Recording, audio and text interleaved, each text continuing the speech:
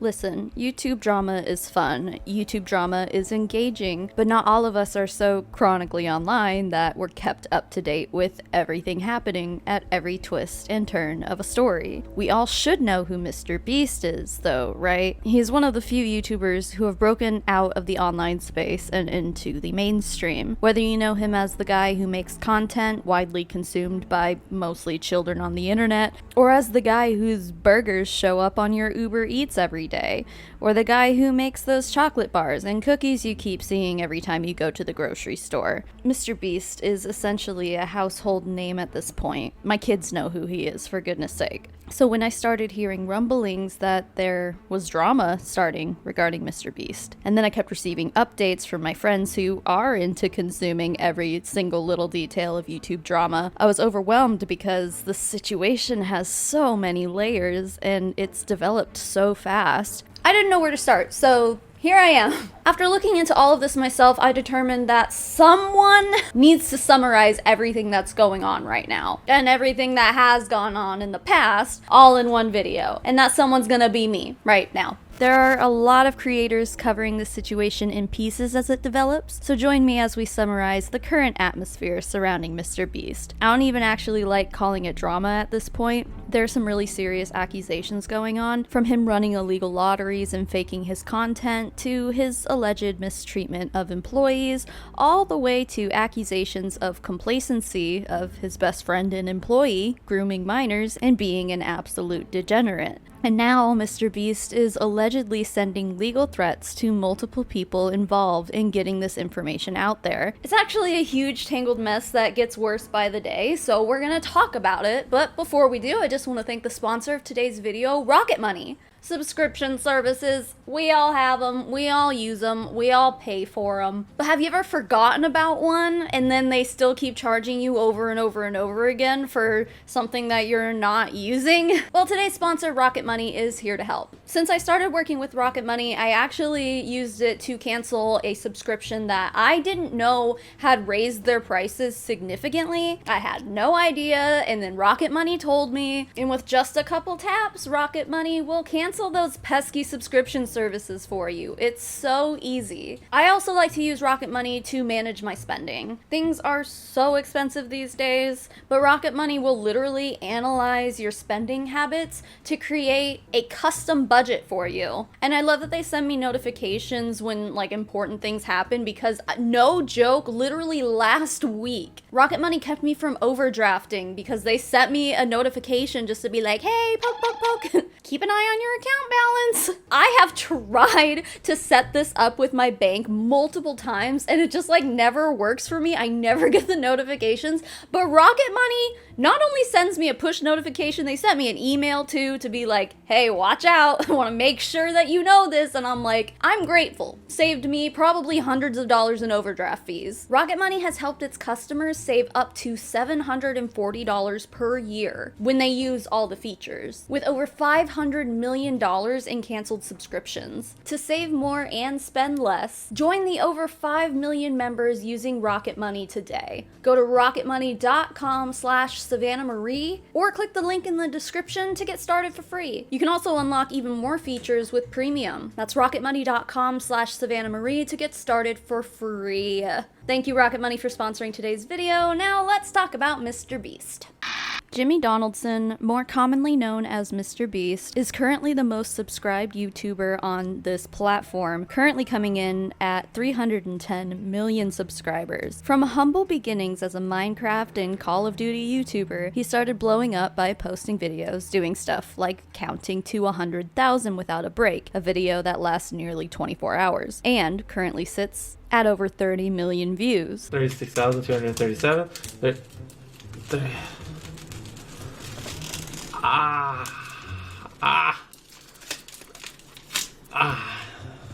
Oh, okay, well that was painful. 36,200. The ridiculousness of this self-inflicted challenge evolved into Jimmy doing the goofiest challenges he could come up with. His anything for the views approach to content worked out for him, and he was able to use his newfound fame and money to begin making videos, seemingly doing random acts of kindness and generosity. He's widely recognized as a philanthropist, with some of the biggest names on YouTube defending him against every and any allegation. Today, according to Forbes, Jimmy Donaldson has an estimated net worth of over $500 million. That's billion with a B. Currently, Amazon is working on a TV deal with MrBeast called Beast Games, in which they've invested nearly $100 million, and there's some controversy regarding all of that too that we'll get into. But that's a hefty investment to give to a guy who's currently being exposed for a laundry list of things.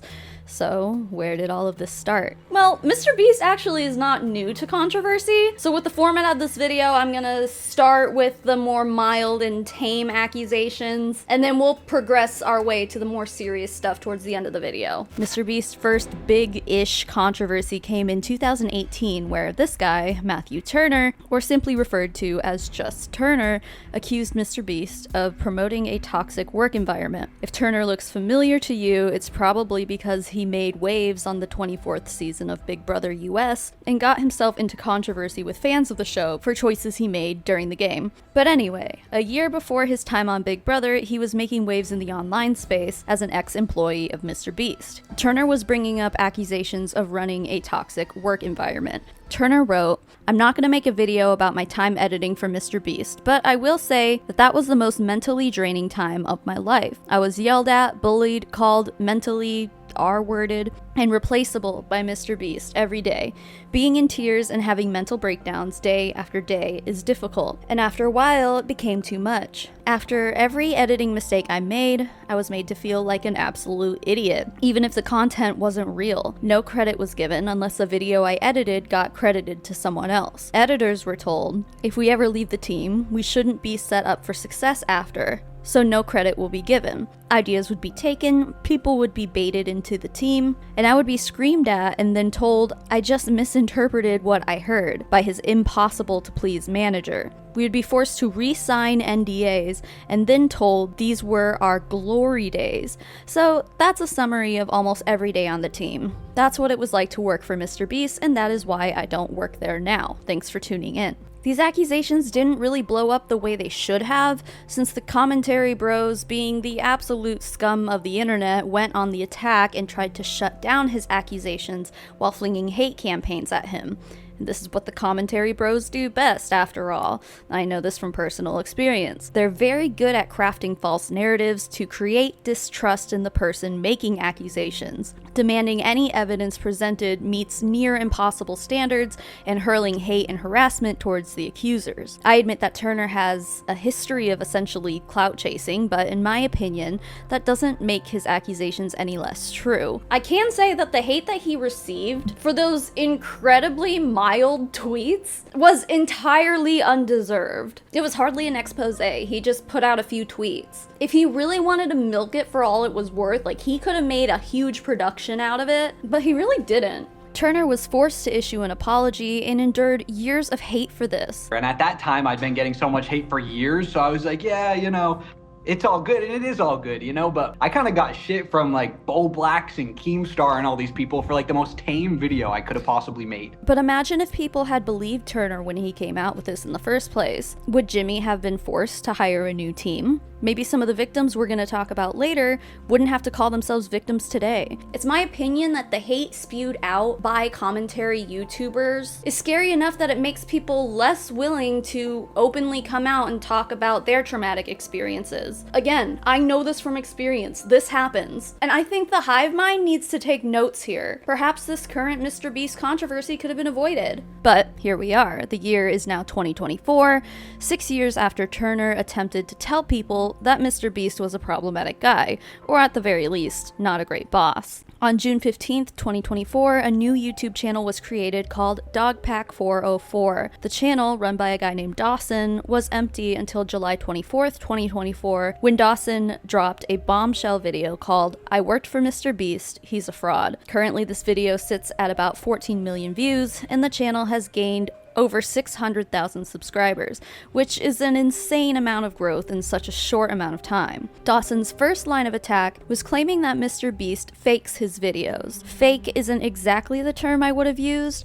but Dawson certainly provides evidence that suggests that Jimmy and his production team manipulates his videos to achieve the maximum algorithmic success possible. The most important thing you have to realize is that Jimmy is well aware that the main demographic of people who watch his videos are young people, or more specifically, minors. Jimmy states this himself while he was a guest on a podcast called Hot Wet Soup. If you go to this podcast's YouTube channel, episode 26 is mysteriously missing. I wonder why. So I had to rip this clip from Dawson's video to be able to show it to you. The average demographic is what, 13 through 17? Is that the biggest spike in your analytics? Well, I mean, mine's horseshit. It says like 18 to 24, but I know all my fucking viewers are little kids. Yeah. I feel like it's a lot like that because, little kids lie about their age or they're on their, like... Well, yeah, and then I have like a fucking massive one for like the 40-year-old range because all the fucking idiots are on their parents' account. As we should all understand, kids are obviously more susceptible to various forms of manipulation, and they often have a more difficult time differentiating between what's reality and what's fiction. And Dawson points out that Jimmy's method of manipulation is dangerously similar to behavioral learning techniques, like how you train dogs. Well, in the case of MrBeast, he gained a huge following based on the promises that he would regularly make. Now, again, I'd show you the pinned comments I'm about to bring up, but it appears as though MrBeast has scoured many of these comments off of his comment sections. Thankfully, Dawson included them in his video before they were deleted.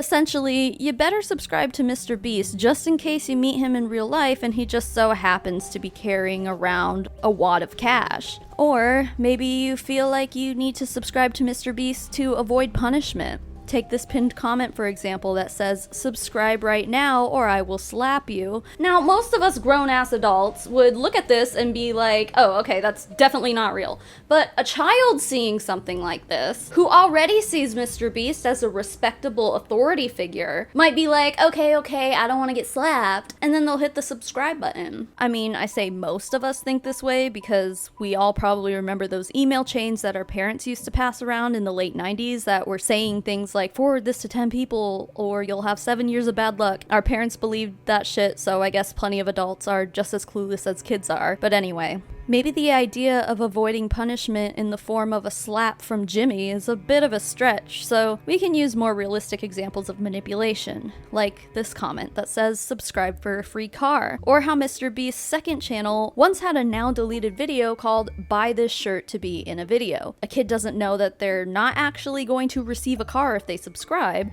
They don't realize that MrBeast's videos get hundreds of thousands of views per day, and not every single person who subscribes to the channel will get to be in a MrBeast video. Realistically, pretty much none of them will, but that won't stop them from begging their moms and dads to buy MrBeast merch for them, so they can have a chance at meeting their favorite YouTuber, only to never hear from Jimmy. It's all manipulation, and he's mastered the art of it. His videos are majorly buffed by CGI, which I wouldn't expect kids to know what CGI is or how to spot it.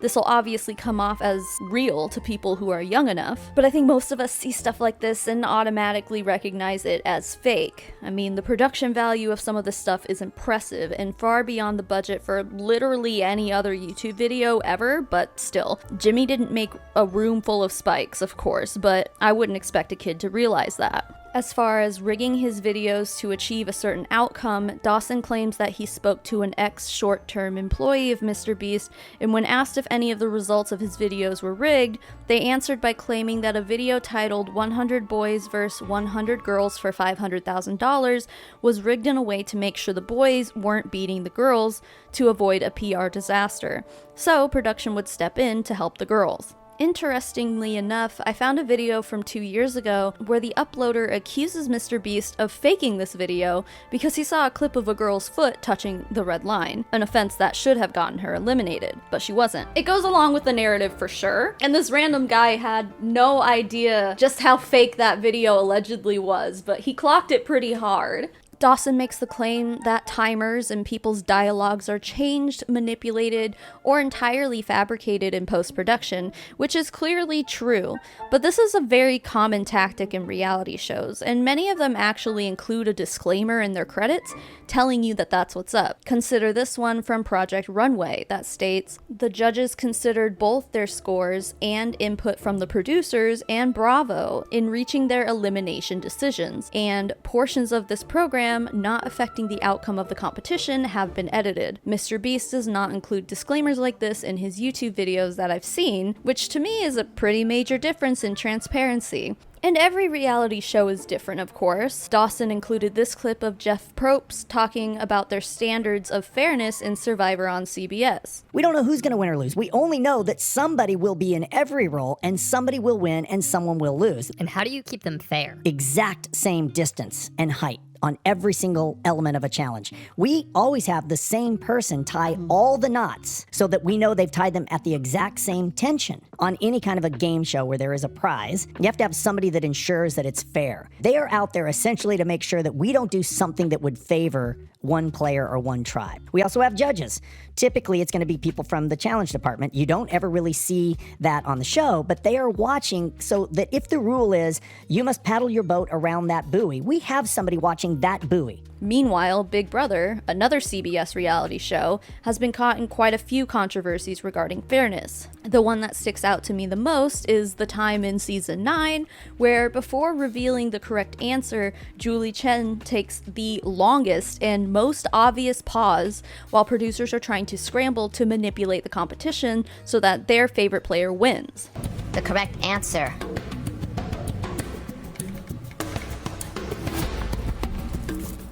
The correct answer is fact. And then, knowing fully well that the viewers were going to be like, what? They put a little explanation on the screen to be like, see, we're not being shady. There is a pre-existing relationship between house guests if you count the freaking guinea pigs. I'm still angry about that one. One of Dawson's main claims in his first video is that MrBeast has been running illegal lotteries.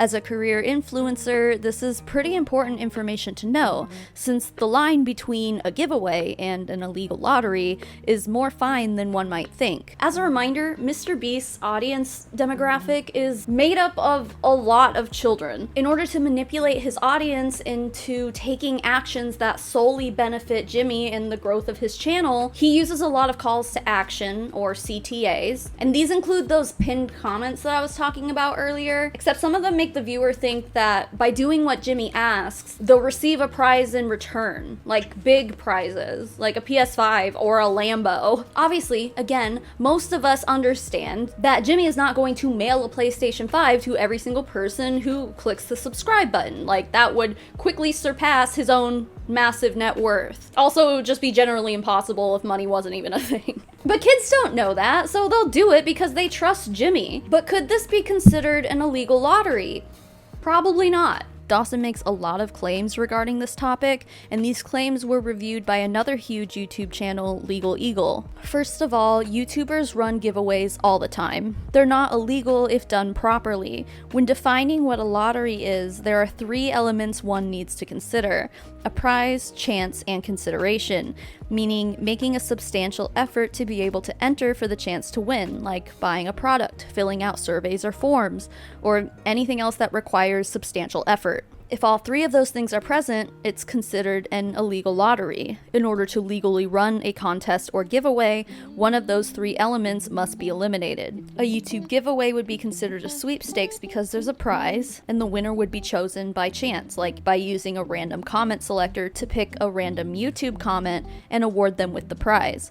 Yes, the entry would require leaving a comment to be entered, but according to Legal Eagle, most jurisdictions do not define that as consideration. Not everything qualifies as consideration. If you mail a postcard to enter into a contest, the 50-cent postage does not count as consideration in most jurisdictions. Now, whether this is an illegal lottery or a legal sweepstakes depends on whether the state law construes subscribing to the channel as consideration. But the moment a YouTuber says, if you buy a shirt, I will pick one purchaser at random and award them with a prize, suddenly it's no longer legal. Now, in North Carolina, where MrBeast is based, if the promotion includes a purchase, payment, or substantial effort, and is a game of chance resulting in a prize, then it's likely an illegal lottery. So when Jimmy says, hey, subscribe to my channel and I'll give you a PS5, that's manipulation and it's pretty shitty of him to do, but it's not technically illegal. The prize, being the PS5, probably doesn't actually exist. Even if it did though, simply hitting the subscribe button wouldn't be considered consideration. What most likely would be viewed as consideration in a court of law would be something else that Jimmy did. On August 2nd, 2020, MrBeast live streamed him and his friends signing limited edition shirts. For those of you who are just joining, if you buy one of our limited edition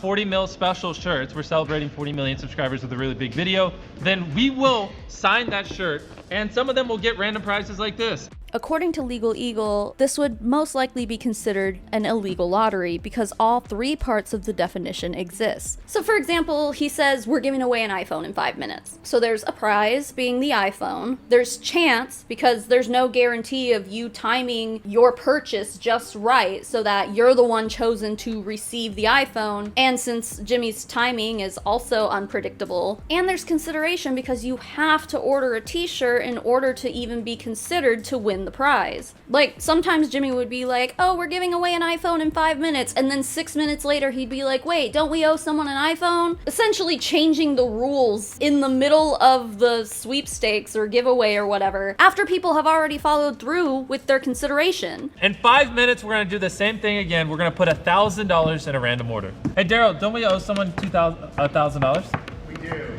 Yeah, so all right, so the newest order, in 30 seconds, we are going to put $1,000 in your package. Dawson watched through this live stream and counted something like this happening at least 46 times. In this one stream alone, Dawson estimated that MrBeast profited $1.6 million, and 1 in every 1,600 orders actually got a prize. Not only is this, by definition and in my opinion, an illegal lottery, you could also justifiably make the argument that this is also a form of gambling. I mean, playing the lottery is considered gambling in legal terms, and in order to partake in gambling, you have to be 21 years of age in the United States. Considering his audience is widely made up of actual children, he's essentially created a system that promotes illegal gambling to minors. Another example of this is how MrBeast came out with his own candy bar, and as a promotional campaign, Jimmy dressed up as Willy Wonka and said he was putting golden tickets in 10 allegedly random chocolate bars, and those 10 contestants would go on to compete to literally win a chocolate factory, just like in the story of Willy Wonka. He then gives the winner $500,000 in exchange for the chocolate factory, which obviously was the plan all along.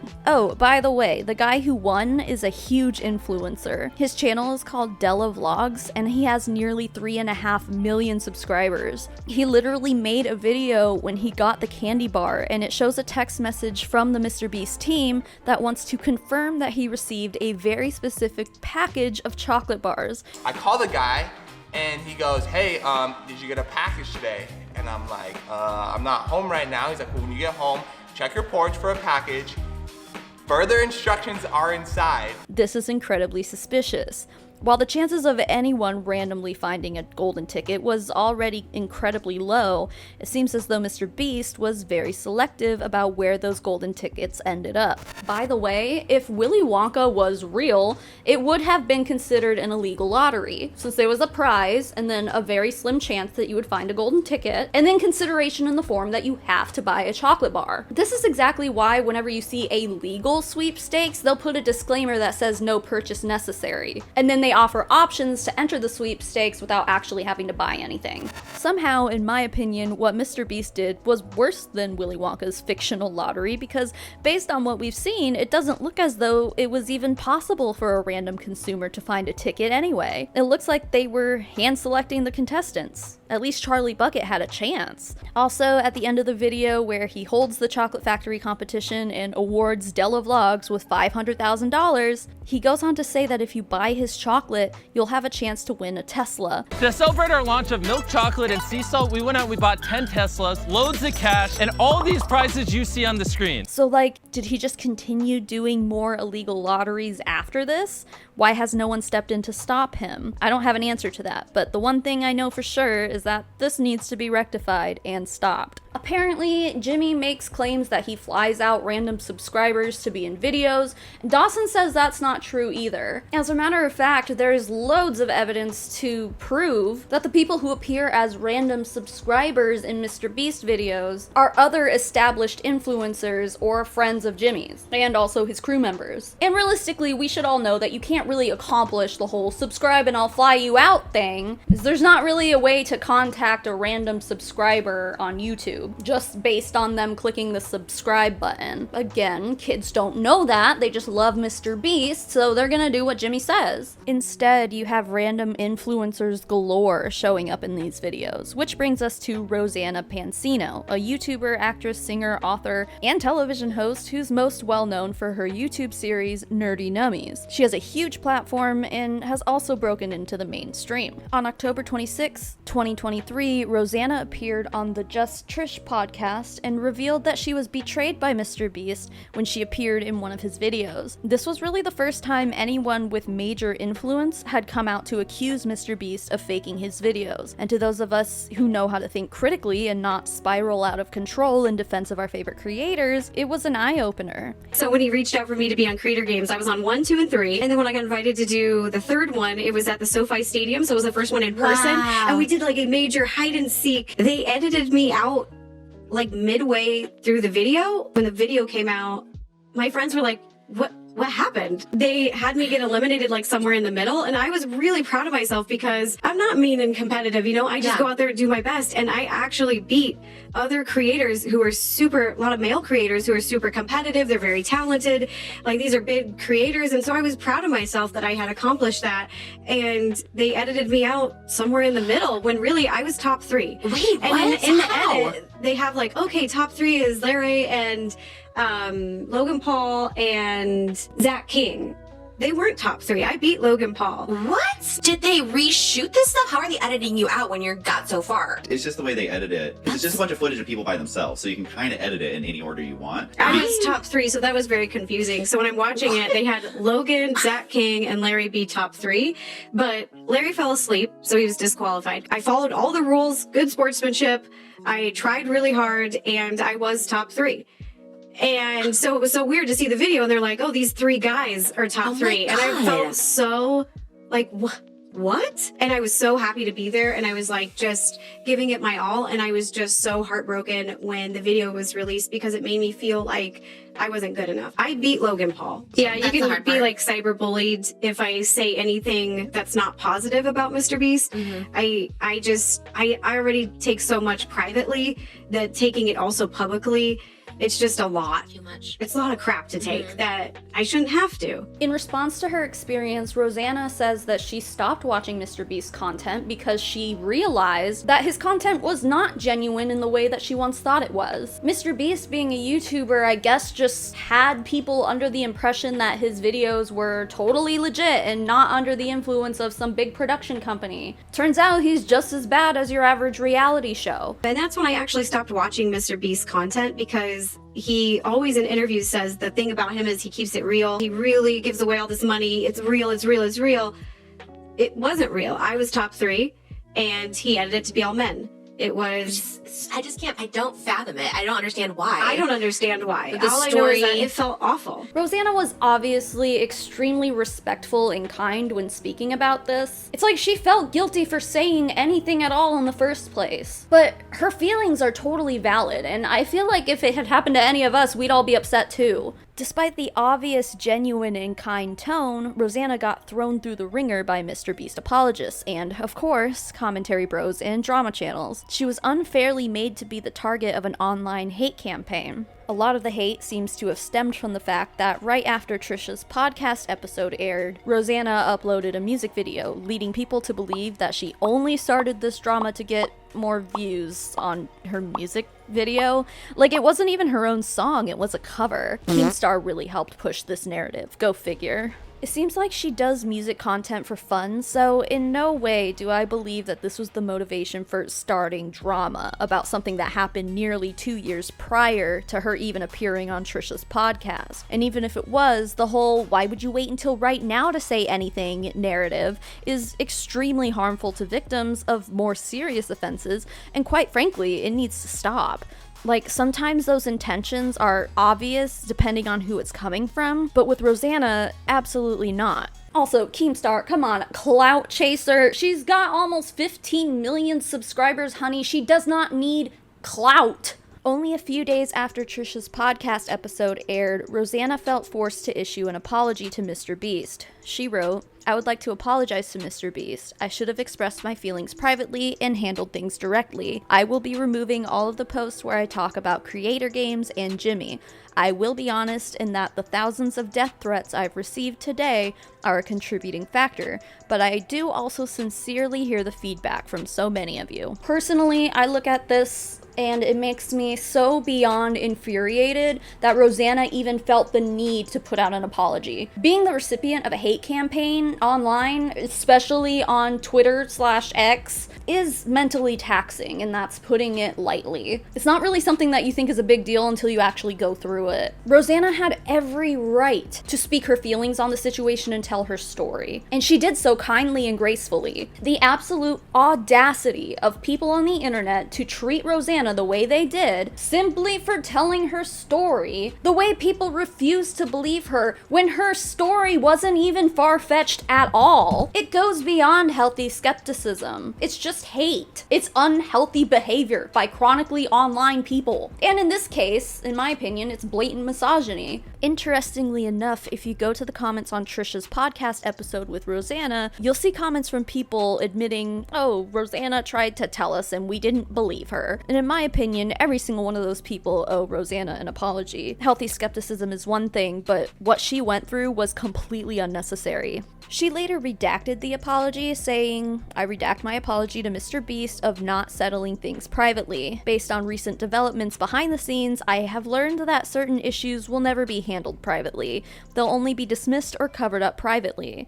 Moving forward, I do promise not to drop an ill-timed music video, completely poor timing, my bad, and will word things more clearly in the future. Never my intention to downplay anyone's experiences. I'm just learning to find my own voice and to be a safe space for others." Rosanna did come out and say that she had heard from at least 3 other female creators who had similar experiences with MrBeast, and leaves the door open for them to speak out and tell those stories. With everything going on now, I wonder if those creators ever did. She didn't name them though, so I can't really look into this claim, but I absolutely believe her. During this time though, I can imagine that those other victims stayed silent out of fear of backlash, and that's what these hate campaigns do. They silence people, and they prevent other victims from coming forward, which allows bad behavior to continue. Turns out, Rosanna was right, and she was telling the truth. It's just that no one wanted to hear it from her. They'd rather attack a woman that they view as vulnerable, because that's the only way that they can feel good about themselves. Jimmy did eventually reach out to Rosanna through DMs, asking her to hop on a call with him to discuss the situation, to which Rosanna refused. I know a lot of people probably won't get this, but when you're a public figure, especially one in the middle of online drama, you gotta get everything in writing for your own self-preservation. Phone calls are easier to manipulate the other person, and it's easier to have a he said, she said situation coming from that. So Rosanna was smart by essentially being like, anything you have to say to me can be said in writing. In my opinion, Jimmy was just trying to have control of the situation, making it easier for him to form whatever narrative he wants. When he realized she wasn't going to give him that, he stopped responding. So why did MrBeast choose to do this to Rosanna in the first place? I think the leading theory is simply because Logan Paul on a MrBeast thumbnail is going to bring in more views than Rosanna, unfortunate as it is to say. Logan Paul does have more subscribers than Rosanna Pansino, but they both still have massive platforms that will bring in plenty of views. However, watch time is a huge part of a video's success, so by manipulating the edit to make Logan seem like he got second place instead of 5th, MrBeast is able to ensure that viewers who are only there to see Logan stay until the end, contributing to the success of the video. Is it misogyny? I don't honestly think that was Jimmy's true intentions. I think Jimmy just knows the YouTube algorithm very well, and he knows what works, so his post-production choices were likely calculated AF. And for the most part, every successful YouTuber does this in one way or another. You find out what works and you replicate it. You make your thumbnails as attractive as possible. So in most cases, like, I don't even see anything wrong with catering to the YouTube algorithm. However, MrBeast is a little different because up until this point, people generally believed that his videos weren't being manipulated in this way, and I'm sure it was a disappointment to his fans, and then those fans turned around and decided to unfairly take that disappointment out on Rosanna instead of MrBeast. Whatever his intentions were, Jimmy never really addressed this whole situation, which is where I have the biggest problem, because he had the power to stop all the hate. All he had to do was put out a tweet that said, "Hey guys, stop harassing Rosanna, stop sending her hate, she doesn't deserve that, we're working things out privately," but he didn't. He just let it happen. Maybe he updated his contracts and NDAs to include a disclaimer about his editors changing things in post-production, but he never came out and said, "Yes, I did this and here's why." He just let Rosanna take all the heat and waited for it to blow over for him. He had the responsibility to do that, in my opinion. The fact that he didn't says to me that he doesn't really care about anyone else other than himself. And that leads me to one point I'd like to make to MrBeast apologists. Their main narrative is, oh well, he's rich, he does a lot for people, he helps all these people, he does charity work, blah-de-blah-de-blah. And you know what, I don't want to take away from the people who have been helped by MrBeast and his generosity. However, as I mentioned at the beginning of this video, he has a net worth of over $500 million at least. Up until right now, and maybe even still right now, Jimmy was sprinting towards becoming a billionaire. And there's simply no such thing as an ethical billionaire, in my opinion. Or even a half billionaire, shit, because no one needs that much money. No one's time, effort, or work ethic is worth that much money, especially when there are people living in poverty who work just as hard, if not harder. The only way you make it to that level of wealth is literally by exploiting people. And if his net worth is still over $500 million to this day, as far as I'm concerned, he's a wealth hoarder. He could be doing so much more for people. If he really was just this great guy who lives a humble life and lives comfortably and then just gives everything else away to those in need, that would be one thing. But in my opinion, it hardly seems like this kind of philanthropy was his original intention, since he got famous by making videos like this. Is it recording? Recording? Yep. All right. Hopefully I don't screw this up. All right. Well, Logan Paul. Logan Paul. Logan Paul. Logan Paul. Logan Paul. Logan Paul. Logan Paul. Logan Paul. Logan Paul. Logan Paul. Logan Paul. Logan Paul. And if he truly cared about being a nice guy and treating people well, maybe we wouldn't have people like this guy, Jake Weddle, a former MrBeast employee that was featured in Dawson's second MrBeast expose, who has a pretty heartbreaking story to share. Jake's first claim is that he was making dog shit pay, in his words, while working for MrBeast, which goes along with what I was saying before. If your net worth is over $500 million and you're paying your employees dog shit wages, you're not doing enough to ethically redistribute your wealth. You can afford to pay your employees more, Jimmy, period. I make dog shit pay, making gajillionaires more money.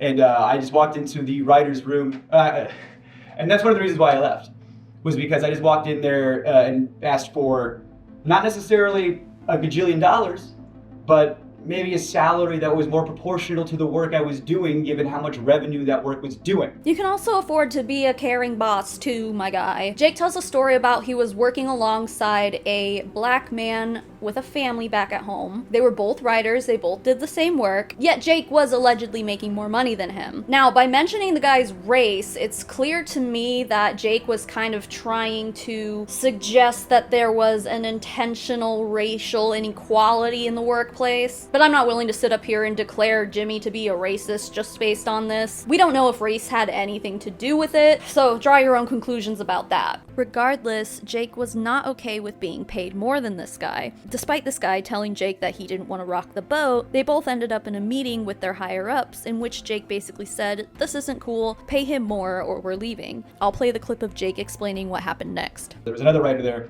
older comic, black guy, he had a kid, and I got paid more than him, and I thought that was wild because he was older than me, had a child, we're doing the exact same job, and I'm some 20-year-old fuckhead white guy, why am I getting paid more than him? I brought that up.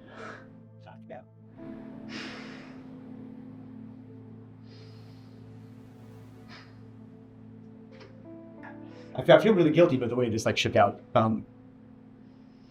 Yeah, I was talking to this other writer, like, it's fucked up, you know, that's how the pay is, and I want you to get paid more, you know, because you deserve to get paid more. And he didn't want to rock the boat, but he said, hey man, if that's how you feel, you know, like if that's like, I trust you. He stood with me. He went to that meeting with me, and I said my piece, and he backed me up. And I said, I need XYZ or I'm out of here. And they said, bet, and they gave me a severance check the next day, and they gave him a severance check the next day. And if I knew he was going to lose his job too, I wouldn't have done it. It's honestly so heartbreaking to see Jake experience this level of guilt. His intentions were pure and it didn't work out because it seems as though MrBeast would rather fire 2 established employees and hire people who will do the work for cheaper. Need I remind you of Jimmy's net worth? And for what? Because they asked for wage equality? Now, it's important to mention that MrBeast has not responded to these allegations, and there's 2 sides to every story, so for all we know, there could have been other reasons for the firing. At the very least, the absolute minimum that happened is that they ripped income away from a man with a family at home and caused Jake to experience emotional distress. That's enough for me to be like, yikes, that's at the very least not a good look. Despite being fired, Jake says that he still appeared in MrBeast content after being fired, where he was still compensated, but he was just no longer a regular member of payroll. As Jake mentioned after he got fired, he didn't have much at stake and he hated the work that he was doing there at the time, so maybe that's why he decided to still associate with MrBeast after being fired. And this resulted in Jake being recruited as essentially the guinea pig for a new idea for a video that Jimmy had. Now, of course, I recommend watching the full video, but I'm here to summarize the main parts. Jimmy had this idea to do a video where he pays someone $10,000 for every day that they survive in solitary confinement, and he thought that Jake Weddle would be the perfect contestant. However, according to Jake, the specific video never actually aired. There was one video I was in, I got paid a lot for it, but it didn't come out. It didn't come out because it didn't go well. There was a video that came out probably like a year ago, something like that. It was the like surviving like $10,000 every day you survive in solitary, or surviving solitary for whatever. It was like one of those solitary confinement videos that got a lot of media attention because everybody saw the premise and thought, what? You shouldn't do that. And people don't know that was the second attempt. The first attempt was on me. And it didn't go well.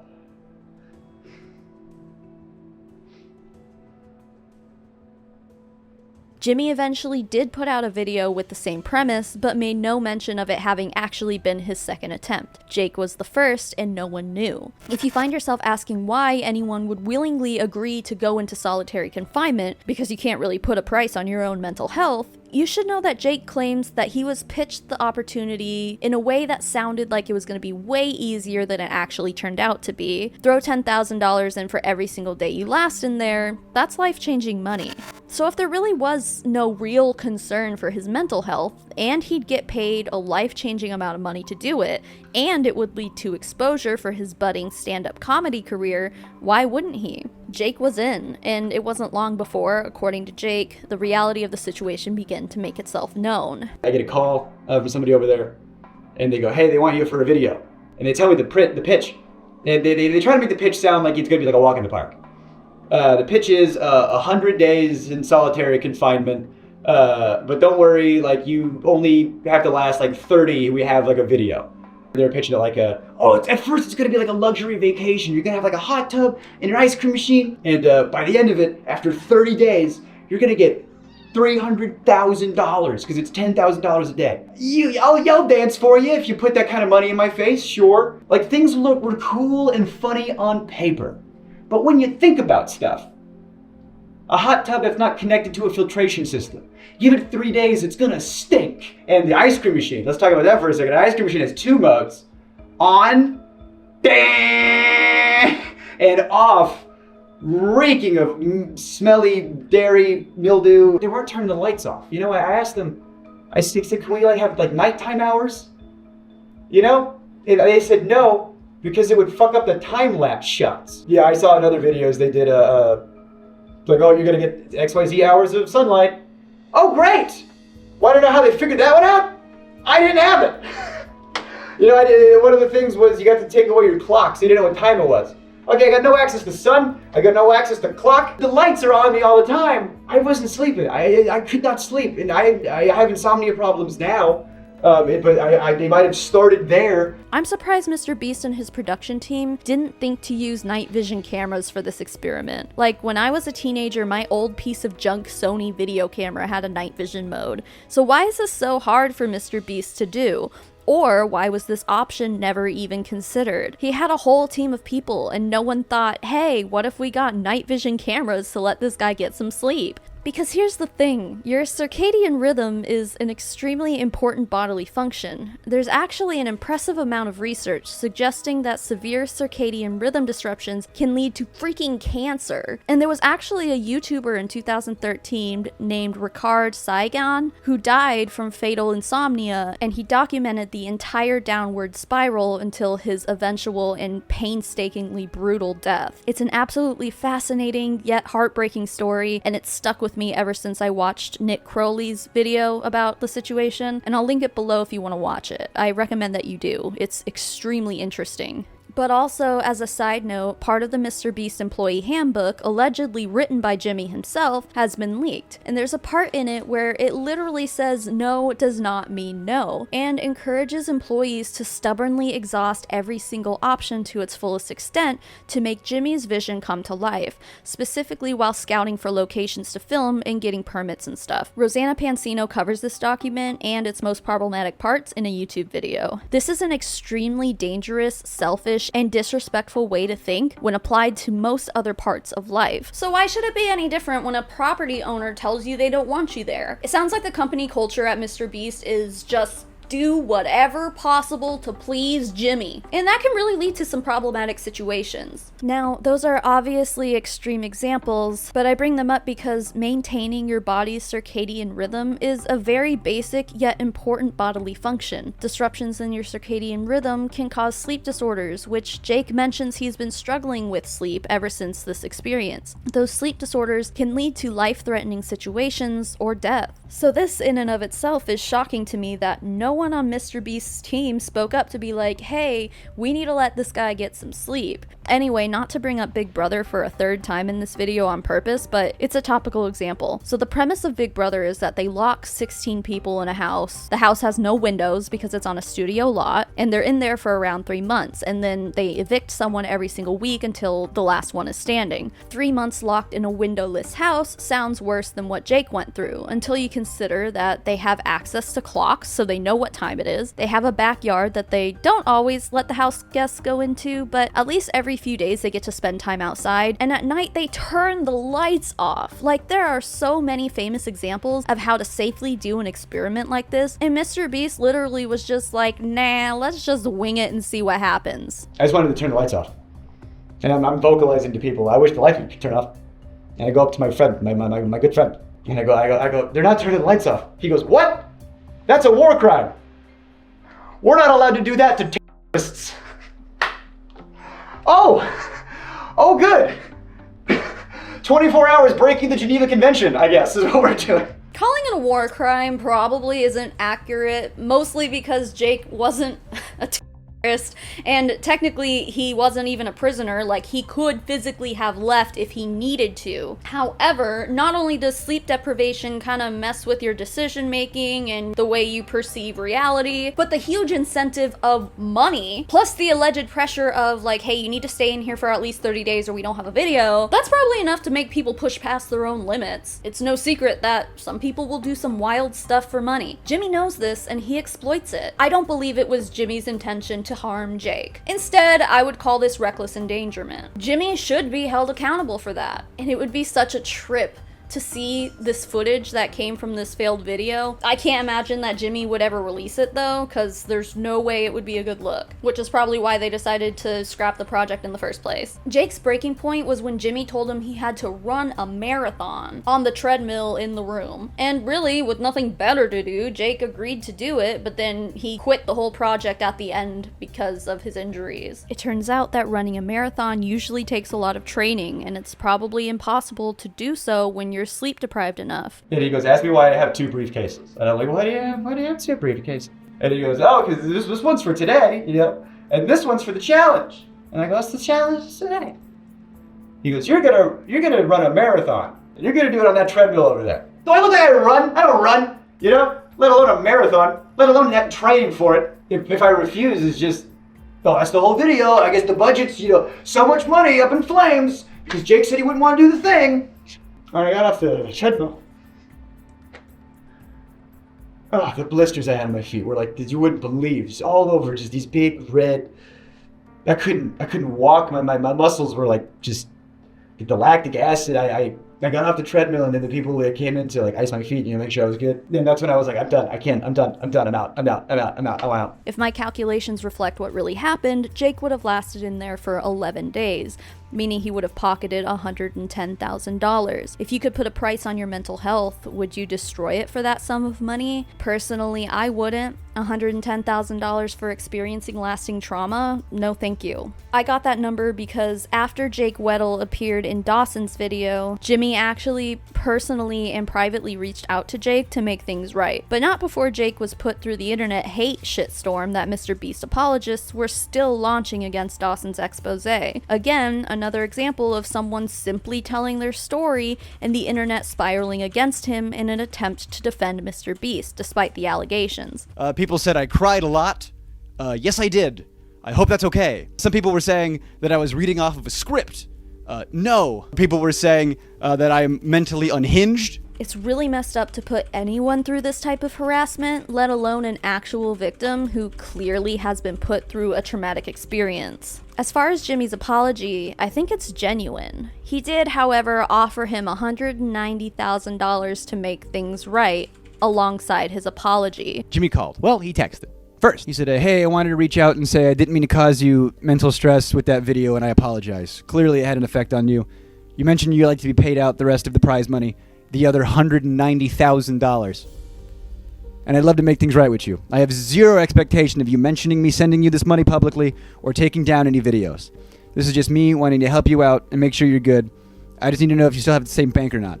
We'll send you the money on Monday. Wish you the best. Jake declined the offer, but after a long phone call with Jimmy, he accepted $50,000 to pay off his debts, and Jimmy allegedly told Jake that it wasn't hush money, he could continue speaking out, but he was just offering the money to make things right. This can obviously be looked at in different ways. MrBeast apologists would probably say, wow, what a great guy Jimmy is to offer you that much money. Realistically and logically, despite Jimmy not explicitly saying so, it can be justifiably viewed as an unwritten gesture to be like, hey, we're cool now, right? You're gonna stop talking about me, right? Like he's trying to buy his way out of unfavorable reporting. But since he didn't actually say that to Jake, MrBeast defenders are gonna be quick to assume that his intentions were purely just to make things right with no expectation of anything in return. He would never admit to anything other than that though, so draw your own conclusions there. On Jake's end, him accepting money has also received criticism. I mean, you could say he just started drama so MrBeast would give him money, or wow, he sold out. The difference between Jimmy and Jake is that Jimmy is the guy with more money than anyone would even know what to do with, and Jake is a broke freelancer living in one of the most expensive cities in the country, and he could use the help making ends meet. There is a power dynamic between the two of them, and I don't blame Jake for accepting some of the money in return for what he went through. You could think of it as an unofficial settlement of sorts between an employer who harmed his employee, or you could view Jake as a money-grubbing clout chaser. Personally, after watching his videos on the matter, which you really should as well, I'll have them linked down below, I think Jake is genuinely a good guy. He could have accepted all $190,000 from Jimmy and not said anything about it to anyone. Instead, he accepted $50,000 and was transparent about it. And ultimately, with Jake being the one who was truly harmed in this situation, as long as he feels content with it, we should respect it for what it is. And finally, on the topic of employee mistreatment, Rosanna Pansino released a video that I previously mentioned here, discussing a confidential document handed out to MrBeast employees, allegedly written by Jimmy himself, where he lays out very high expectations for anyone involved in the company. The document essentially refers to people who aren't absolutely obsessed and unhealthily committed to their jobs as poisonous and will need to be terminated. You're either an A player, B player, or C player. C players are just average employees. They don't suck, but they aren't exceptional at what they do. He misspells aren't They just exist, do whatever, and get a paycheck. They aren't obsessive, aren't spelled wrong again. C players are poisonous and should be transitioned to a different company immediately, all caps. If I didn't know any better, I'd say that this is more of a cult than it is a business. So as I mentioned at the beginning of this video, this year Amazon Prime invested about $100 million into Beast Games, an extremely high budget game show / reality competition type of project. I first heard about it from this YouTube video by YouTuber Savarino, and after watching his video, I decided to research it for myself, and wow, this thing is a mess. The most important thing you have to keep in the back of your mind while you're watching through this is that Beast Games is offering the winner $5 million. That is a huge incentive, and I'm pretty sure that prize is bigger than like any reality game show prize ever. Like for example, Survivor is $1 million, just to put that into perspective. So ask yourself, what would you do for a chance at $5 million? What kinds of things would you put up with? Because allegedly, these contestants were putting up with a whole lot. Across the freeway from the famous Mandalay Bay Hotel on the Vegas Strip lies this new massive building called Allegiant Stadium. That location, as well as the Rio and the Luxor, serve as the filming locations for the first part of Beast Games. 2,000 contestants were being shuttled around the Las Vegas Strip for this, and despite everyone involved signing NDAs, it's kind of hard to keep something of this magnitude a secret. I mean, how could you not see something like this and have some questions? A local Vegas publication called Vital Vegas released these videos of thousands of people wearing trash bags just standing around the Rio Hotel. The reason for the trash bags was to cover up the Beast Game shirts that the contestants were wearing. Allegedly, when the contestants were all lined up inside the Rio, the line stretched for half a mile. Vital Vegas did share an exclusive photo of the set, and I'll admit it looks pretty cool. As goofy as all of this looked, Vital Vegas released updates to this story on July 19th, 2024, claiming that a local hospital had seen countless patients coming from Beast Games due to a lack of food and water. After reaching out to MrBeast's team, a representative told Vital Vegas, MrBeast was working on an upcoming video with 3 medical issues out of 2,000 participants. 2 were medical events unrelated to the games or production, and 1 involved dehydration. There was plenty of water and electrolyte drinks on site and a full medical staff. Personnel attended to the people immediately. They were all released shortly after and are doing well. Well, that doesn't seem too bad or unusual, right? Not quite. It appears as though this statement from the MrBeast team wasn't entirely truthful. An employee at the hospital told Vital Vegas, "I'm aware of 3 or 4 hospital evacs today. Overnight shift said it was insane, so not sure if or how many hospital evacs there were. The production is a shit show and unprepared for the scale, making decisions as they go along. The bare bones medic staff on site is not adequate and were overwhelmed last night. They compete at night." One anonymous contestant told Vital Vegas, "Contestants were instructed to provide producers with 5 days worth of medications, and as of today, contestants have not received a single dose. They've denied food to diabetics, denied water to contestants, and at least 2 individuals have had seizures as a result." MrBeast's team denies all of these statements, but the hits keep coming. Vital Vegas says they've heard from quite a few contestants of the event who confirmed that many of the contestants, when presented with the option to self-eliminate, willingly did so, due to the conditions of the Beast Games. It seems as though MrBeast and his crew were not prepared to handle a project of this magnitude. Apparently, contestants also had to surrender their medications, underwear, and feminine hygiene products, an obvious cause of concern that could result in serious medical conditions. And the underwear thing is just plain weird, because allegedly, they were not returned to the contestants after they were eliminated. In all seriousness, it has been reported that one person who went 24 hours without their medication had suffered a seizure. The food they were provided with was described as hideous porridge and was in short supply, along with Gatorade that some contestants were hoarding due to supply issues. But don't worry, the New York Times reported that some contestants were given Feastables candy bars and were filmed giving their reactions to how delicious the bars are. Wow! Literally exploiting starving people for a good review of your chocolate. Great work, Jerk Jimmy. A member of the Beast Games production team also spoke to Vital Vegas, adding that it would be a nightmare getting their luggage and phones returned to them, since the stuff belonging to all 2,000 contestants was being held in a meeting room at the Rio with no organization at all. One source told Vital Vegas that the show didn't actually enforce their rule of like no pushing, no shoving, no tackling, etc., which led to contestants viewing the atmosphere as unsafe for anyone who isn't a young athletic man.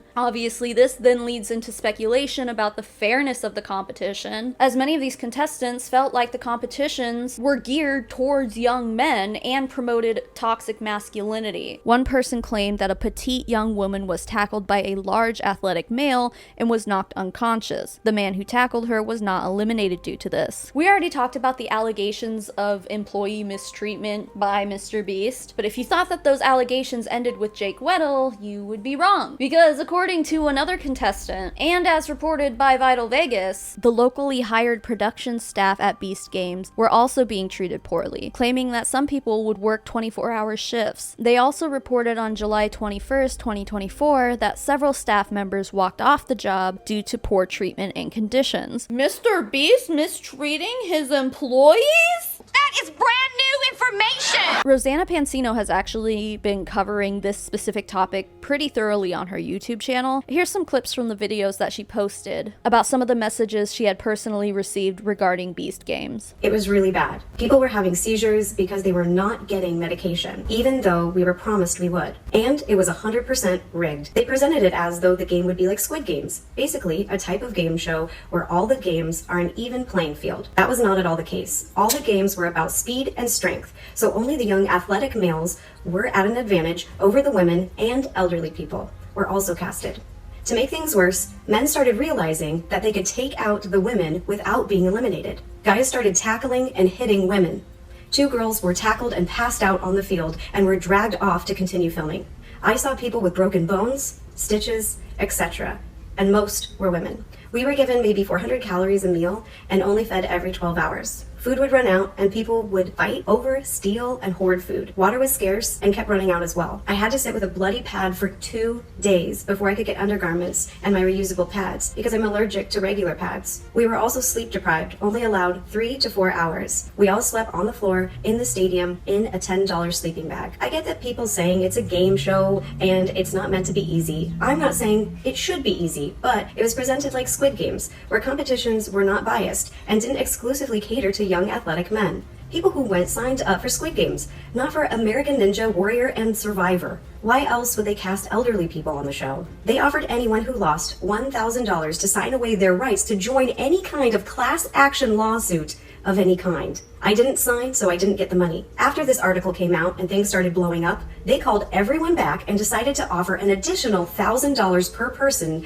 to make up for any of the inconveniences. They knew it was bad because they also offered to provide therapy through their insurance. And it wasn't Amazon Prime that called me, it was MrBeast's crew. We were set up to fail. And when the men started tackling people to get them out, nothing was done about it. They were not even eliminated. The game that had to do with the briefcase, it felt literally like Hunger Games. While MrBeast is standing on his podium, looking down, watching all of us peasants fight for a chance at 5 million. I know it's a game show, and I know it's not meant to be easy, but even with a waiver, it is a company's responsibility to have safety protocols in place to try to prevent injuries.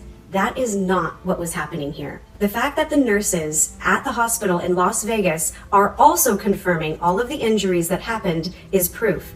They did not have to sign an NDA. And 5 of us so far have tested positive for COVID. Also, someone was allowed to go in with pink eye, which of course is also contagious. The part that stuck out to me is the sleep deprivation part, and this is also confirmed in Savarino's video about the situation, where he also makes it a point to be like, wow, they didn't even turn off the lights for him to sleep? Again, this is another pattern of behavior that apparently no one on MrBeast's team has learned their lesson from. Also, the hush money part is pretty shocking. It's as if they thought that no one out of those 2,000 contestants would be able to turn down $1,000 or $2,000 And I hope they do start a class action lawsuit. Because even though Rosanna's videos claim that the contestants signed a waiver, waivers don't cover a company against liability when there's very clear reckless endangerment going on. So if you were a contestant on the Beast Games, I am dead serious, please look into your options. Your NDAs and your waivers are likely to be null and void if everything that's being alleged is true and can be proven. Which obviously, if a bunch of people went to the hospital, yeah, it can be proven. And in that case, you deserve to be compensated. Obviously, I would contact an attorney.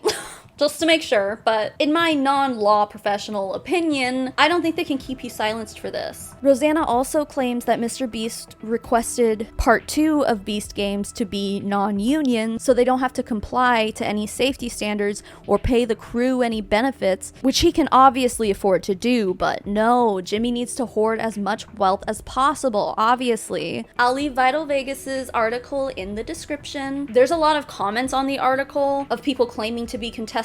Obviously take it with a grain of salt because it's a public forum, but in my opinion it's still interesting and worth the read. Since Vital Vegas started reporting on Beast Games, many other national publications have started their own investigations into the topic and have basically confirmed all of Vital Vegas's reporting. So you can rest assured that this story is bigger than just some local publication that most people have never heard of. Beast Games does not have a release date yet, and with the state of things, I wonder if it'll even be released at all. If it does get released, the editing is going to have to be majorly manipulated.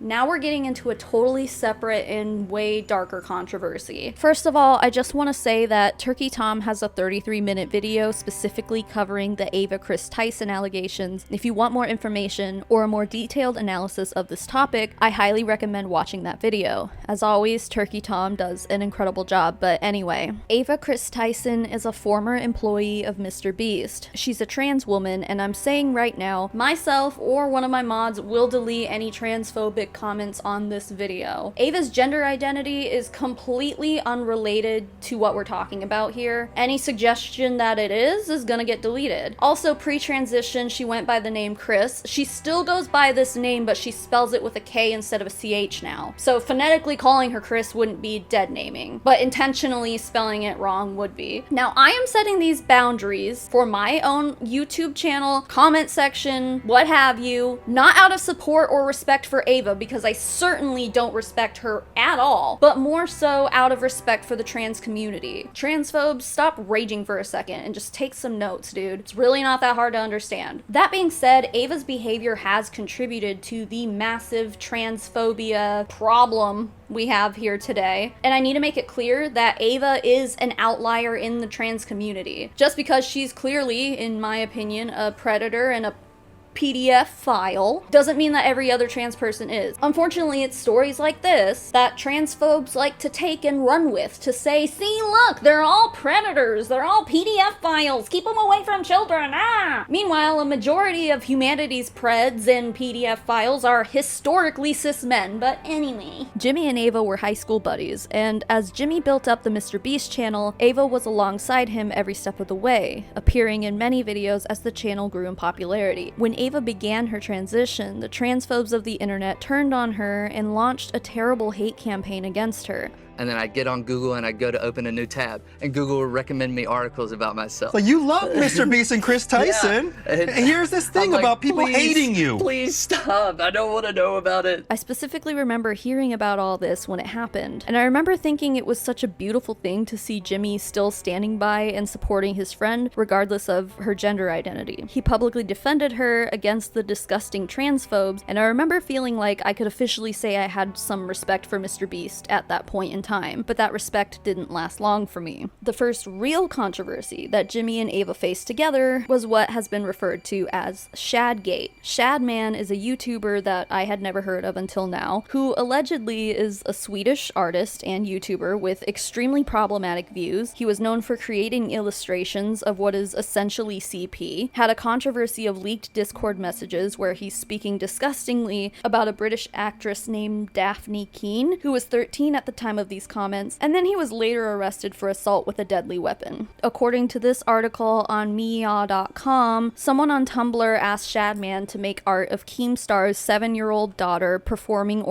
attacks on Trump. Shadman allegedly told the user that he would do it if Trump won the election. When Trump did win, Shadman reportedly drew Keemstar's daughter in a manner, following which Keemstar threatened to call the police. The drawing was later removed. He's also been accused of drawing a picture of a 23-year-old illustrator being SA'd by the Grim Reaper the day after the illustrator died from some form of blood cancer. So yeah, this guy is the worst kind of human. Anyway, Ava was apparently a really big fan of Shadman, having purchased some of his art and even having it hung on her wall. She regularly replied to tweets depicting questionable or suggestive images involving fictional children, but still children nonetheless. These replies were not of disgust, as most of us would react. Instead, she would amp up the PDF file gauge to 11. In Turkey Tom's video about the situation, he says it's unclear if Ava knew about the scope of Shadman's illustrations. Based on all of the tweets that have been leaked from Ava's Twitter account, I'm gonna take all plausible deniability off the table. That's just my opinion, but come on. There was a tweet from Ava that was unearthed that said, "Nothing gets my knob a-cranking like some lolly." Now,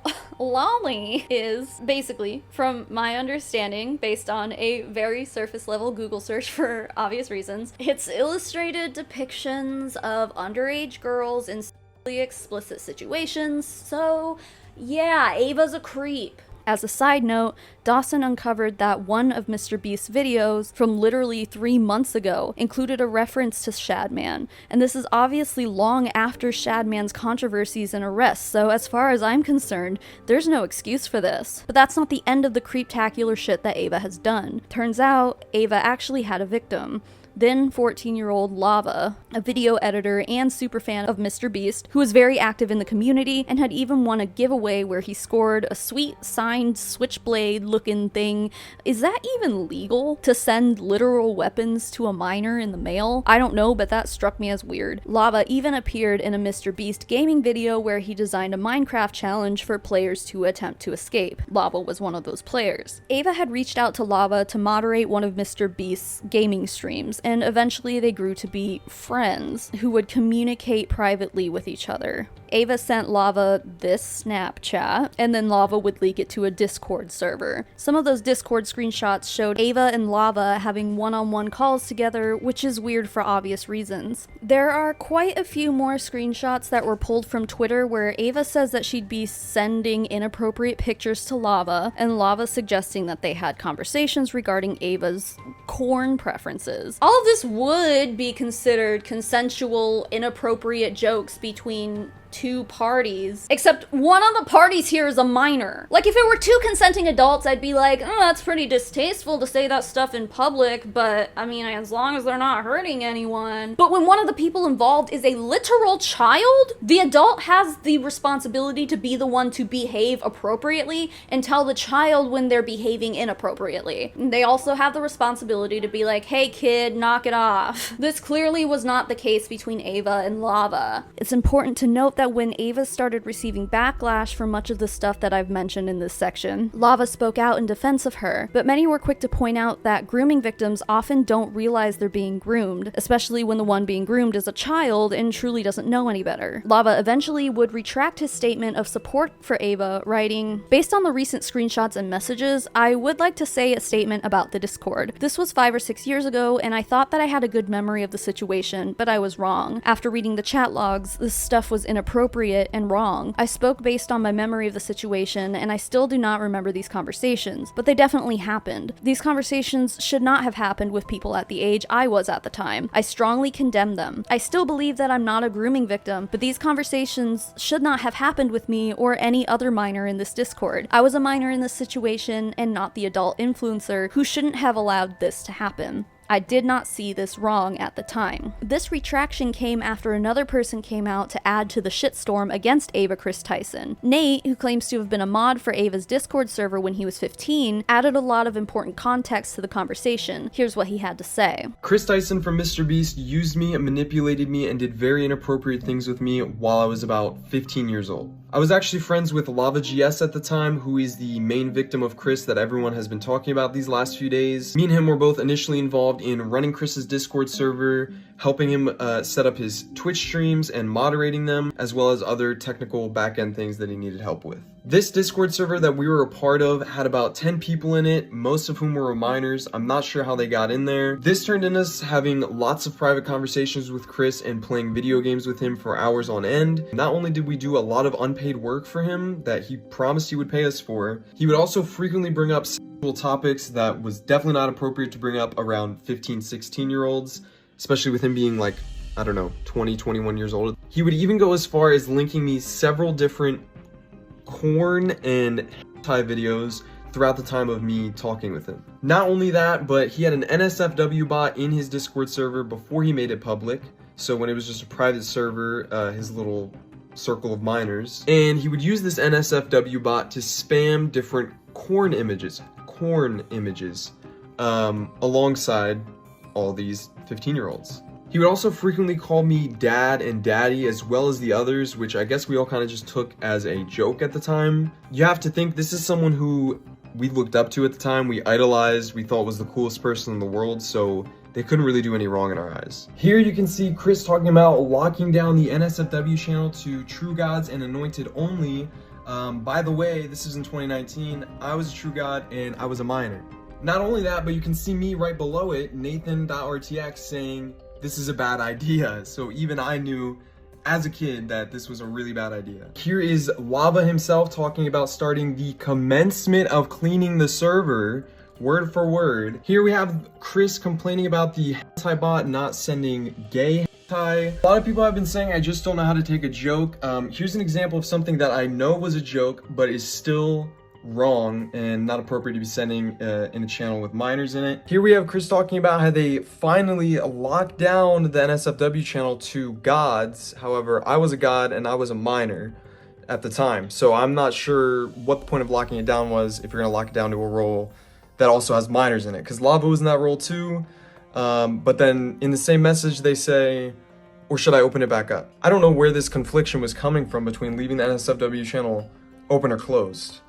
It's even to me at the time, it was pretty obvious to me that it should at least have the 18 and up warning on it. Long story short, as a minor, Nate and others did a lot of work cleaning up Ava's Discord server before publicizing it for anyone to join, including an NSFW channel where Ava would allegedly distribute corn to the minors who certainly existed in the Discord server. Nate has been leaking the chat logs from the server on X. These were unfortunately downloaded after Ava's cleanup attempts, alongside many screenshots from Ava's server that were problematic. Even in 2019, people within the server were raising concerns to Ava about how inappropriate some of the content of the server was because of the amount of minors that populated it. So this concern was something that was brought up to Ava long ago, and it doesn't appear as though any of Ava's behavior had changed for a long time after the concerns had been raised. It was at this point, after chat logs from Ava's server were being dissected by internet users, that Lava finally made the retraction of his previous defense of Ava. And just to insert this here, while I haven't really seen people like coming forward to say, hey, Ava sent me all this inappropriate stuff in my DMs, it would be very silly of us to assume that she's never sent a minor anything inappropriate in a DM. And again, that's simply speculation, and to my knowledge, there's really no proof of that happening. I just think it's extremely likely and it should be considered. Separately, there were a few other leaks where people had claimed that they were having inappropriate conversations with Ava. In my opinion, one of them has reasons to spark some plausible deniability and lack of credibility, so I'm not going to be including it in this video, but if you watch Turkey Tom's video, he covers it pretty extensively, so definitely check that out. Another alleged victim also came forward who goes by Muskina on X, and she basically claims that she began a relationship with Ava in which she felt coerced to perform certain acts on Ava without receiving anything in return. For context, she was not a minor when this happened, so this was between two adults. She would eventually be hired by Ava as her assistant and felt as if she couldn't say no to Ava's demands out of fear of losing this job. Muskina says that she moved out of state and quit her job to accept this position for Ava, so she had a lot to lose. And this power imbalance between Ava and Muskina, in my opinion, is abuse. However, many internet users are quick to point out that while the screenshots Muskina shared prove that they had a relationship, there's no proof of the physical in-person abuse happening. I mean, what do you people want? Recorded videos of the acts? I personally believe Muskina, and as a feminist, I'm actively in the belief that we should initially believe all women because false allegations are far less common than real ones, but I also acknowledge that there are two sides to every story, and we haven't heard Ava's side. If you want a deeper dive into this specific topic, Internet Anarchist has a video going over these accusations, and I highly recommend watching it. It'll be linked down below. I guess there are other instances of Ava hanging out with other people who have been in their own controversies involving minors, but since I don't want to do the whole guilt by association thing, you can go watch Turkey Tom's video for more information on that. But yeah, Ava has been associated with a ton of problematic people as well. On July 22nd, 2024, Keemstar retweeted an old resurfaced video where Ava shared revenge corn of Jeanette McCurdy, who, if you didn't know, is an early 2000s Nickelodeon icon for shows like iCarly and Sam and Cat. The video in question depicts pre-transitioned Ava talking to her audience made up mostly of children, and provides a link to view Jeanette's in the video description. You'll probably see the photos get taken down at some point tonight, maybe tomorrow, because Nickelodeon has that kind of power.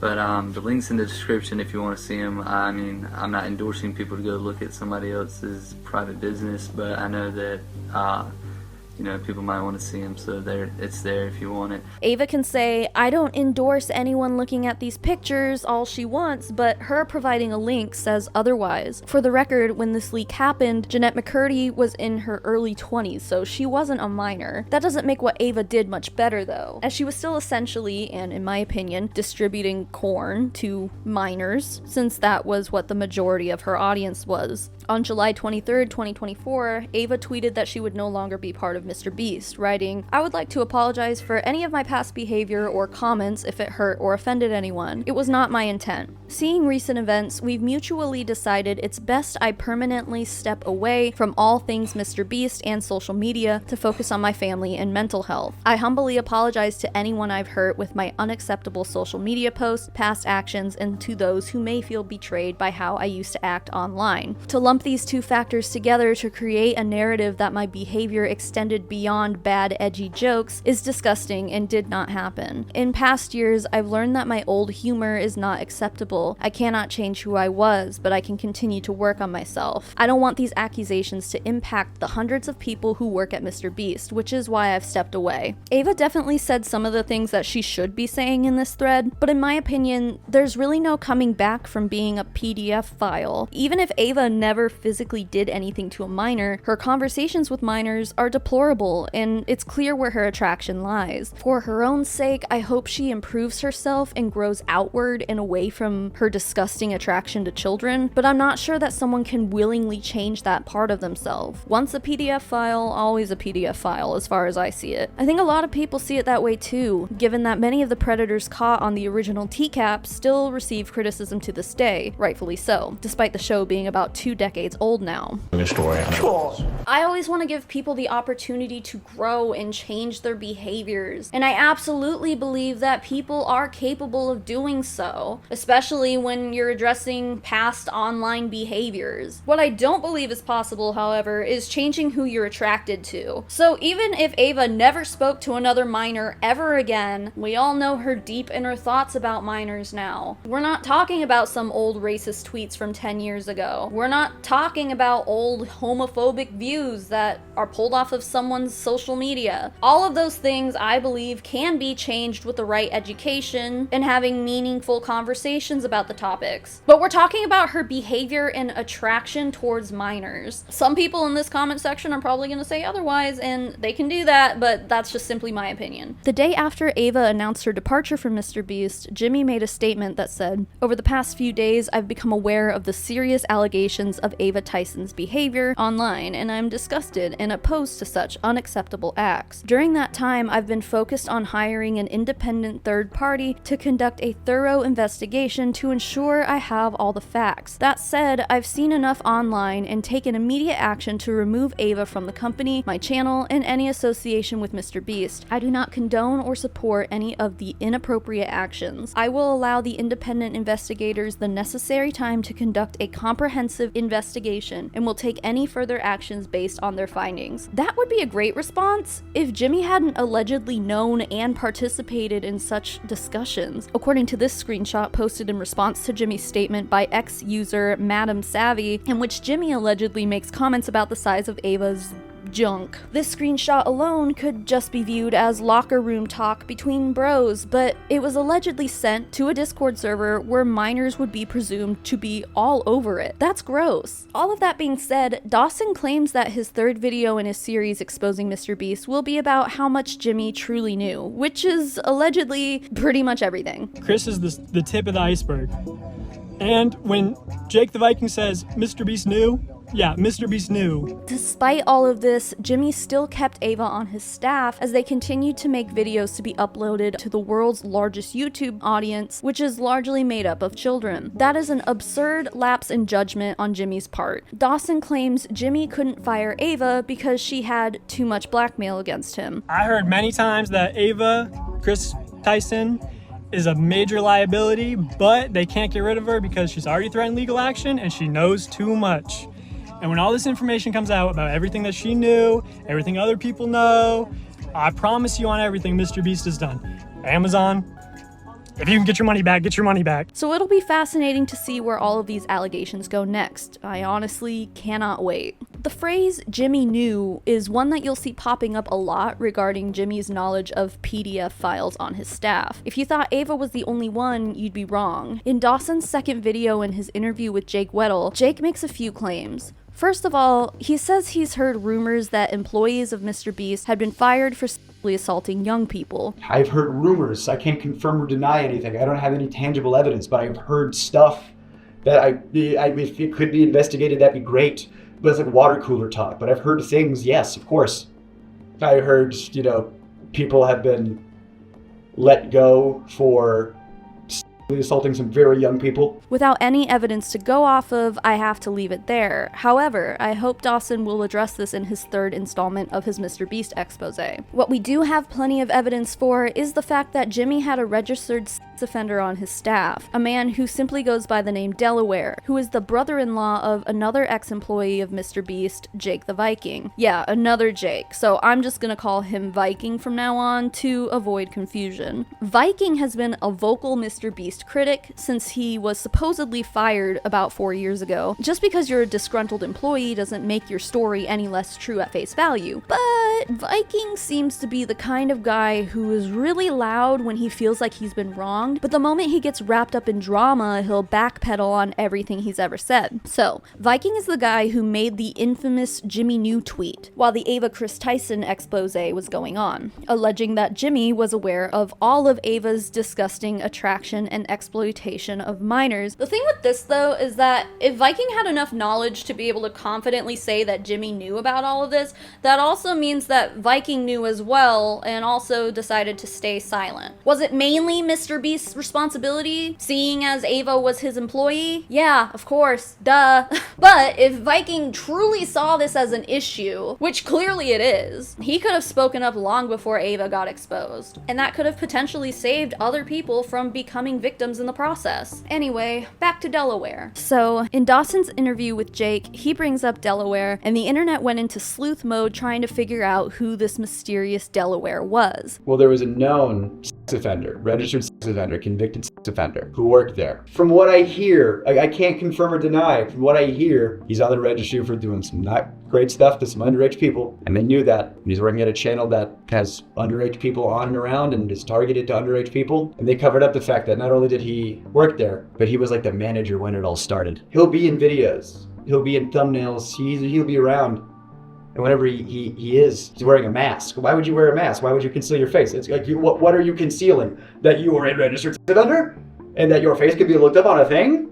How much more can you literally cover up a sex offender with a physical mask? Like, do I have to, is it more on the nose? But when I was there, they called him Delaware. And Jimmy knew about it? The likelihood that he didn't know is astronomically low. Dawson inserts clips of Delaware appearing as a masked man in a MrBeast video called "I Spent 24 Hours Straight in Insane Asylum." We can confirm that this is the Delaware because at about the 9 minutes and 10-second mark of this video, Jimmy feeds a cracker to Delaware and says, "Don't touch Delaware's cracker." Don't touch Delaware's cracker. Ex-user Samick Sood posted a screenshot from North Carolina's SO registry claiming he had found Delaware's true identity. I've censored it in this video because I don't want to be involved in doxing anyone, even though it is public record and he's a literal piece of shit, but that's besides the point. You can find his real name very easily if you wanted to. According to this registry, this guy was convicted of rape in the 4th degree, which is a Class C felony. In North Carolina, this is the 3rd most serious felony type behind B and A. It looks as though he only got sentenced to 3 years of probation. Oh, also, his victim was 11 years old. Delaware was 16 at the time, so he was technically a minor as well. However, the age of consent in North Carolina is 16, so he was above the age of consent despite also being a minor. His victim obviously was not. And an 11-year-old kid is still somebody in elementary school, dude. Imagine being a high schooler and being like, yeah, I'm just gonna go down the street to the local elementary school to find myself a partner. Like, no, that's weird. I don't care if you're still a teenager yourself, that's still weird. Of course, MrBeast defenders showed up to try to say that this wasn't the right guy, comparing side-by-side photos that don't actually create any doubt in my own mind whatsoever, but anyone was truly free to draw their own conclusions at that point, until Viking showed up. Viking made a tweet basically confirming everyone's suspicion, but also defending Delaware.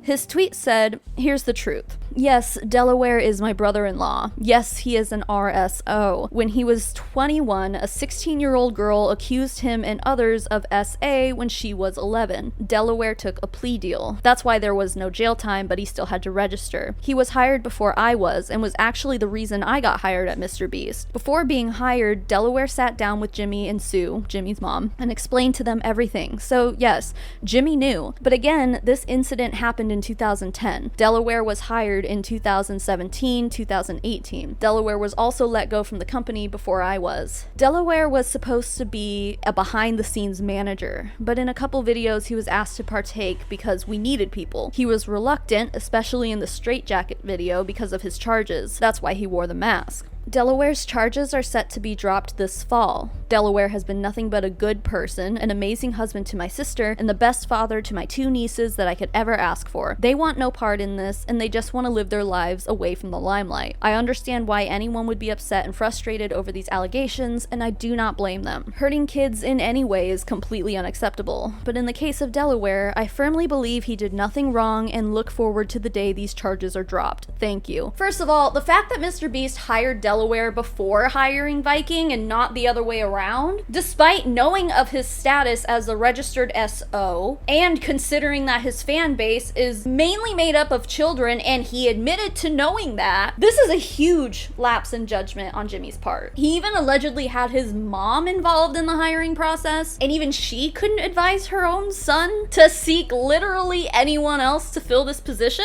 Secondly, you believe he did nothing wrong? No, dude, he 100% did do something wrong. Now listen, I feel like Delaware removing himself from the spotlight and trying to move on and live a quiet life with his family away from all of this, like that's enough to be like, alright, like let's not harass the guy. Because I, like Jake Weddle, believe in rehabilitation, and despite the severity of the crime, he was still a kid himself, and he does deserve, at the very least, to be allowed to live a life outside of his conviction. That's how the justice system should work, in my opinion, and it doesn't always. You know, this country desperately needs prison reform. But, I mean, it doesn't appear as though Delaware reoffended, and he had no probation violations. I think the dude deserves to move on. I want to end this section with an honorable mention, which is this thread posted to Twitter by the user Amos for real, where he claims that in his early days, Jimmy had a video series where he reacted to the worst intros on YouTube, and in many of the clips he'd be reacting to a minor doing suggestive dances. I just want to say first that the degenerates of of X have attacked this thread into smithereens, and they'll probably find their way into this video's comment section calling me a clout goblin or something, but I'm including it because I do think that this was questionable content to be making. Many critics say, well, Jimmy was a minor when he made these videos too. While Jimmy has deleted all of these worst intro series from his channel, he still has this video where he reveals the worst YouTube thumbnails that he can find using the same setup as depicted in the clips shared by Amos. This was uploaded on February 28th, 2016. Jimmy was born in May 1998, which would make him 17 years old at the time, 3 months shy of his 18th birthday. Fine, I'll give you that. But if we're gonna hold Delaware accountable for his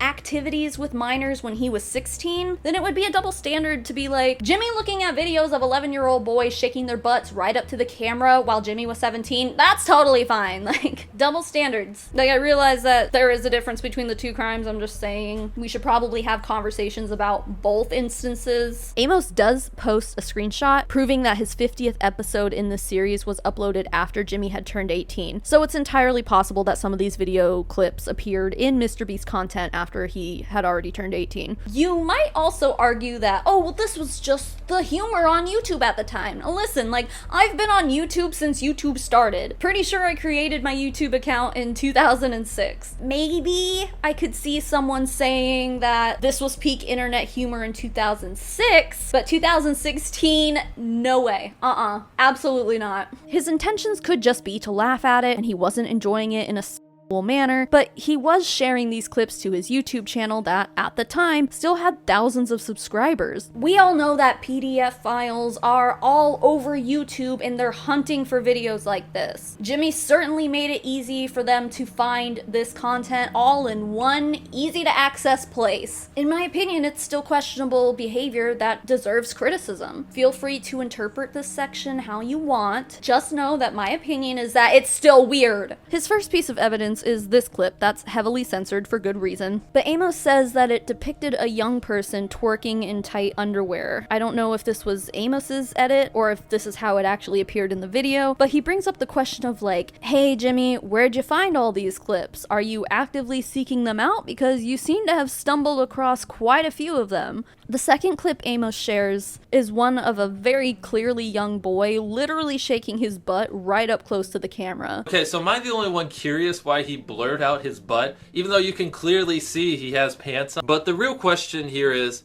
am I wearing pants? In the third clip, Jimmy makes a skit out of a child dancing inappropriately. You're going up for adoption.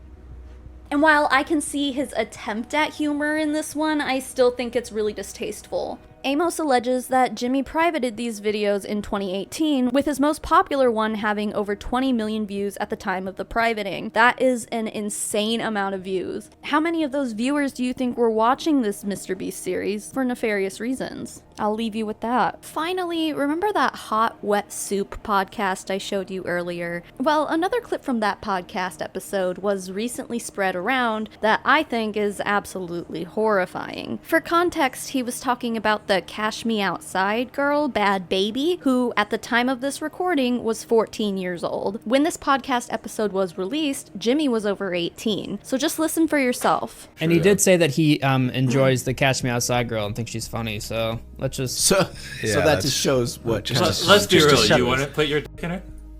I mean, it's probably not. Enjoying someone and putting your dick in someone is a whole different story. Yeah. Now, Jimmy defenders have torn this clip to shreds by saying, but he said he wouldn't actually do it at the end. So, I mean, I'll admit, maybe he was trying to just make an edgy joke. But then later in the clip, he makes a comment about the size of her breasts. Don't forget, she was 14 at the time. She's like 14, right? Yeah. I don't think she's 14. They're too big to be 14. That's she seems older than that. But I don't think she's real. Edgy jokes or not, since when is it appropriate to be making jokes about a minor? That is never okay. And like everything else I've shown you in this section, I find it to be indefensible. Since everything began to come to light, MrBeast appears to be going on a massive cover-up mission. I'd feel comfortable calling it the Watergate of YouTube at this point. So let's discuss how Jimmy is allegedly going about covering everything up. First of all, Dawson released many screenshots of MrBeast subreddit mods deleting any thread regarding Ava Kris Tyson, saying it's unrelated to MrBeast when, I mean, it definitely is related to MrBeast and the channel as a whole. Obviously, these are mods doing the deleting, but were they instructed to do so? Or are they all just so far up Jimmy's butt that they're just trying to silence any negative discussion at all? Dawson also posted a screenshot of a cease and desist letter sent to him by Jimmy's attorneys. He posted a response video to X where he mentions that Jimmy's charity, To Save the Oceans, is a bunch of BS also. And I would assume one of Dawson's upcoming videos will address this allegation in detail. I am waiting anxiously. Dawson also did an interview on YouTuber Oompaville's channel in which he says he's not scared of Jimmy and his threats. And good, he shouldn't be. Although, according to Legal Eagle, the law firm representing MrBeast, Quinn Emanuel, has a reputation of being run by aggressive asshole attorneys that you don't want to mess with. Not surprising that Jimmy hired people like them. Now, Dogpack redacted the name of the law firm in the cease and desist letter, only quoting a portion of the firm's website, and some have suggested that the cease and desist letters were from the law firm Quinn Emanuel. If so, these are not lawyers you want to mess with. I personally never met a lawyer from Quinn who wasn't a huge asshole, often in a way that's counterproductive to their client, but still, they have a reputation for scorched earth litigation. As is typical with exposés like this, it seems as though Dawson's number got leaked. It's unclear if this was done by someone doxing him, or if it's just been passed around in the community of ex-MrBeast employees. In a message that Dawson received by one of the people who utilized this phone number leak, they tell Dawson that Jimmy allegedly has hired private investigators to dig up dirt on him to try to discredit his claims. In my opinion, this is a troll based on the way that they responded to Dawson after he wrote them back. Either that, or it could have been someone currently on MrBeast's payroll attempting to scare him into silence by threatening to investigate him, as this would be a much cheaper option than actually filing a lawsuit against him. And this much is made clear by the fact that he received a second cease and desist letter from Jimmy's lawyers as a final warning. This scare tactic also didn't work on Dawson, and in the meantime, MrBeast's team got busy scrubbing anything potentially damning off of MrBeast's social media. According to Internet Anarchist, who has been making really amazing videos on this topic, he says in a tweet that he has deleted thousands of comments, retroactively edited videos, and unlisted several videos. Rosanna Pansino also made a tweet claiming that she has confirmation that people are being offered money to make up stories about her and others speaking out, and that these people were also harassing people close to her. It's unclear who these people are and if they work for Jimmy, if they're being told to do this, or if they're just acting in defense of Jimmy on their own volition. She also claims that TikTok deleted her first video exposing the Beast games and claims that someone is trying to silence her. I wonder who that could be. To end this video, I'll say that an internal PR email written by Jimmy allegedly leaked.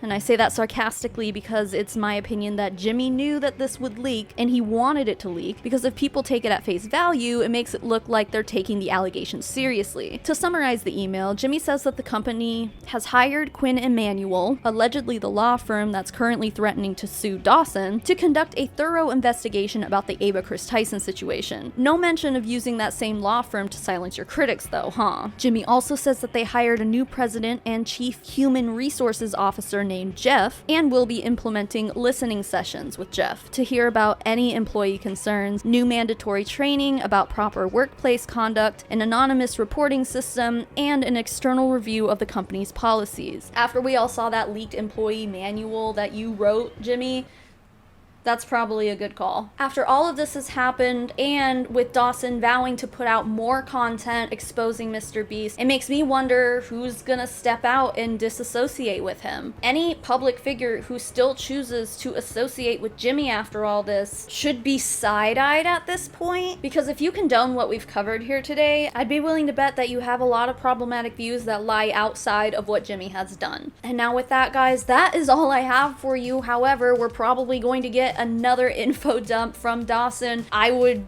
expect there to be other things coming from all of this eventually. So for any new updates on the MrBeast expose, definitely go follow Dawson's channel, Dogpack404, and keep an eye out. Maybe I'll update you guys here too if you don't want to go subscribe to Dawson. But yeah, that's it for now. So before we end it here, I do need to thank some people. First of all, thank you Rocket Money for sponsoring this video. Don't forget you can go to rocketmoney.com/Savannah Marie to get started for free today. I love Rocket Money. I think it's a really useful tool and I hope you try it out. And now we need to thank my patrons and my members, guys. The list of names I'm about to read off are my financial supporters. They get access to things like our private Discord server. We have a postcard club, sometimes even more than that. So if any of that sounds good to you, you can go to patreon.com/Savannah Marie, or you can click the join button beneath this video to join YouTube memberships. Whatever works for you works for me. So with that, the biggest thank you in the whole wide world goes to Hula Chowdown, Jacqueline Nutton, Kessie Drew, KJ Barnes, Leanne, Caroline Reed, Daniel Urena, Maddie Darley, Ray, Ferd Turgeson Esquire, AJC, Love to Be Evil, Just Mark, Amber Price, Baby Pink Pearl, Alice Wagner, LaSalle Story,